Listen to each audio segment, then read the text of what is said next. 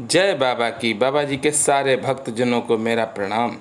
एक श्याम प्रेमी के लिए बहुत बड़ी नहीं है बात कि वो 10 मिनट का समय ना निकाल सके। आपकी अपनी जिंदगी की सोच ना बदल जाए इस कथा को सुनने के बाद, तब आप हमको बताना। और बड़ा हिम्मत वाला होगा जो ये कथा पूरी सुनेगा। आखिर आज श्याम से बात हो गई, थोड़ी गलत फहमी थी वो दूर हो गई। मैंने पूछा बाबा से, बहुत ध्यान से आप लोग सुने। मैंने पूछा बाबा से, ये क्या हाल कर दिया अपने प्रेमियों का, बुरा हाल कर दिया है, दीदार नहीं कर पा रहे हैं, मिलकर तेरे नाम का भजन कीर्तन भी नहीं कर पा रहे हैं, निशान क्या चढ़ाएं, भोग भी हम तुम्हें क्या लगाएं। बहुत मन करता है लगाने को जोर जोर से तेरे जयकारे को। आप भी मंदिर के पट बंद करके बैठे, कीर्तन करने के लिए मेरा मन बहुत करता है। आप करो कुछ तो इस समस्या का समाधान, तेरे प्रेमी लगा सके तेरे चरणों में ध्यान। पहले श्याम मंद मुस्काए, मुझे तो वो पहले से ज्यादा खुश नजर आए। श्याम मुस्कुरा कर बोले, तुम हो बहुत भोले, बात तुम्हें मैं सारी बतलाऊंगा, थोड़ा ध्यान देना ये पहले कहना चाहूँगा, फिर एक एक करके सारी बात बताऊंगा। पट मैंने अपने दरबार के लिए उनके वजह से बंद किए हैं, जो कहते थे कुछ भी हो जाए मुझे 11 पर खाटू जाने से कोई नहीं रोक सकता है। हम तो 6 महीने पहले ही सारी टिकट बनवाए बैठे हैं। पहले कहते थे बाबा बुलाते हैं, अब कहने लगे हम जाते हैं। ज़्यादा भूलने लगे थे, मेरे दर खाटू की तुलना मकबरों से करने लगे थे। दर्शनों के लिए नहीं, वह तो पिकनिक मनाने के लिए मेरे धाम में आने लगे थे। मुंह में लेकर पान गुटका दर्शनों को आने लगे। निशान और सबामणि बिना सोचे समझे, बिना शुद्धता, बिना भक्ति भाव के सिर्फ दिखावे को वो चढ़ाने लगे थे। 2-4 बार आगे बैठकर रुपए लुटाने लगे थे। अरे मेरे सेवकों में वो कमियां निकालने लगे थे, इसलिए पट बंद करके मैं सब देख रहा हूँ। अब कीर्तन की बात बताऊं, सबसे पहले मुझे बुलाते और सबसे बाद में मुझे निकालते। मैंने कहा ऐसे ना कहो बाबा। उन्होंने कहा सुनो पहले बेटा, बीच में कुछ ना कहो। सबसे पहले पंडाल में मैं आता, मुझे पूछने कोई नहीं आता है। कोई आता भी है तो ये पूछकर चला जाता बाबा का श्रृंगार कब तक होगा। मुझे बॉक्स में बंद करके लाने वाला, उसको अंदाज नहीं है कि मैं किस तरह से बंद हूँ। अरे मेरे को सजाने का हुक्म सुनाते हैं, कहीं तो कोई पर्दा भी नहीं लगाता है। अरे मेरा जब तक श्रृंगार होता है तब तक 5-7 जल्दी करो, बहुत टाइम लगा। अरे पब्लिक आनी शुरू हो गई है, कहते हैं और चले जाते हैं। मेरा श्रृंगार पूरा हुआ, ये ऐलान हो गया, फिर होती पूजा की तैयारी। पंडित जी पूजा करवाने को तैयार हैं, लेकिन पूजा करवाने वाला जोड़ा अभी तक फरार है। कोई कुछ नहीं कह सकता, रुपया मोटा ले रखा है। पूजा का जोड़ा आया, पंडित जी से जल्दी जल्दी पूजा को निपटवाया। जोत की तैयारी हो गई, जोत आने में पल भर की देरी हो गई। सब कहने लगे बाबा नाराज हो गया। कान पकड़ो, अरदास लगाओ, 501 रुपया चढ़ाओ। भगत जी थोड़ी कपूर डाली और जोत जला दी। मेरी जय जयकार होने लगी, जोत लेने वालों की लाइन लगने लगी, जानकारी रिश्तेदारी निभाने लगी। मंडल वाले नए नए कुर्ते पहन, बड़े बड़े बिल्ले लगा पटके पहनकर आने लगे मेरे दर्शन। बाद में पहले 56 भोग के कूपन मांगने लगे। कीर्तन की शुरुआत हुई, गणेश वंदना से शुरुआत हुई, हनुमान जी की भी बात हुई, मेरे नाम का भी गुणगान शुरू हुआ। छोटे से बड़ा सिंगर आना शुरू हुआ। कुछ नेता भी आए, कुछ बड़े महाराज भी बुलाए। फूल पातियां उड़ाते हुए उनको मेरे दरबार में लाए। मोटे मोटे फूलों के हार उनको पहनाए, सोपे सजा उनको मेरे दरबार में बिठाया। मेरी तरफ पीट करके उनको बिठाया। एक को सब गुरुजी कह रहे थे, मुझसे ज़्यादा तो उसकी सेवा कर रहे थे। अचानक न जाने उनको क्या हुआ, जोर जोर से गर्दन हिलाने का सिलसिला शुरू हुआ। फिर उसने मोरपंखी जोर से घुमाई। मैंने सोचा ये मेरे दरबार में मेरे सामने कौन सी शक्ति आई।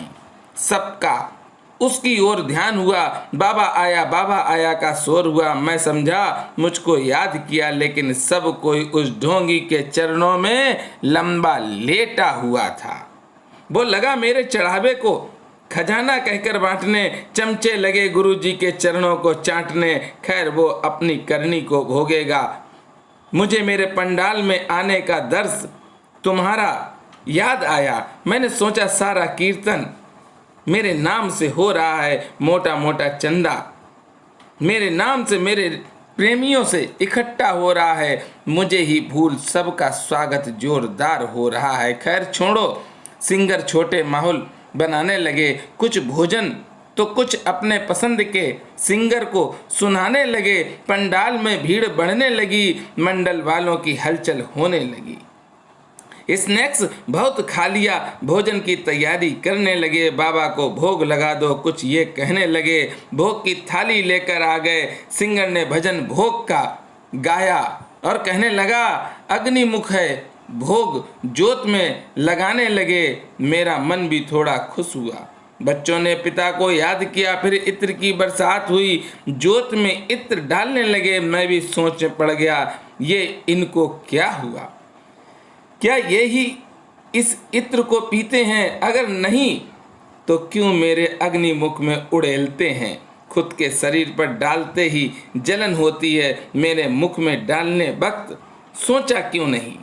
बच्चे हैं, ये सोच भूल गया। फिर थोड़ा कीर्तन में ध्यान दिया। मैं सज धर कर बैठा हूँ।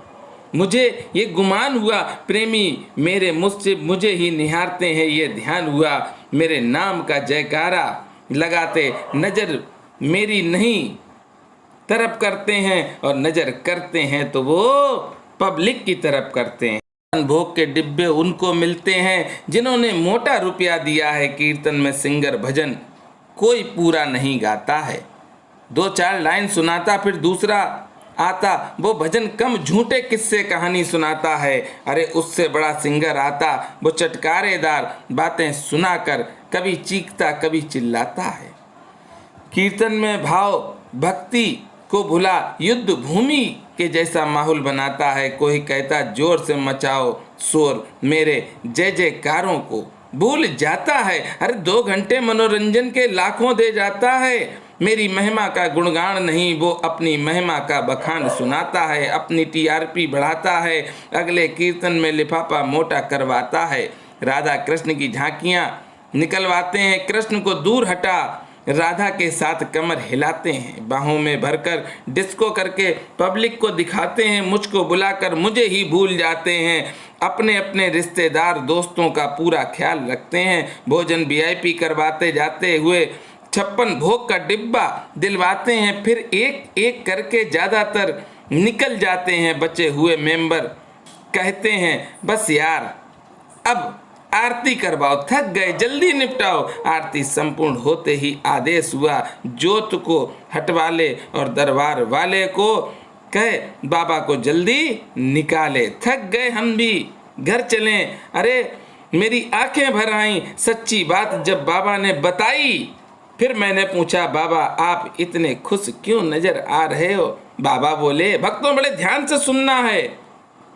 अब पहले जैसा मेरा प्रेमी मेरा नाम नहीं लेता है। घर घर में बिना खर्चे के कीर्तन करता है। मंडल किसी सिंगर को पैसे कम करने की कहता था तो वो पढ़ता नहीं, खाता, ये उसका जवाब होता था। मेरे नाम की लूट बंद हुई। सच्ची भक्ति कोरोना के वजह से शुरू हुई। अरे ढोंगियों का ढोंग बंद हुआ मेरे दरबार। भजन गाने के नाम पर लूट का धंधा बंद हुआ। मंडल वाले की मौज कम हुई क्योंकि मेरे नाम के चंदे की लूट कम हुई। मेरी प्रेमियों से ये गुजारिश है कि पूरा ही ये आपको सुनना है। मेरे प्रेमियों के लिए ये पैगाम है, मुझे भाव भक्ति से यूं ही भजो। नहीं लगाओ मजे के जयकारे और ना लगाओ बड़े बड़े पंडाल। गौ सेवा का काम करो, मैं भी सोचने लगा। ना भव्य पंडाल है, ना भव्य दरबार है, ना विशाल भंडारा है, ना कोई मोमेटो है, ना फूलों के हार हैं, ना 56 भोगों के डिब्बे हैं, ना जयकारों का शोर है, ना पुलिस का कोई रोल है, ना सिंगरों की पेमेंट की टेंशन है, ना किसी के छोटे बड़े फोटो की लड़ाई है, न किसी के स्वागत सत्कार की चिंता है। और सबसे बड़ी बात, मेरा श्याम खुश है, मेरा श्याम खुश है। जय श्री श्याम, जय श्री खाटू वाले श्याम की जय।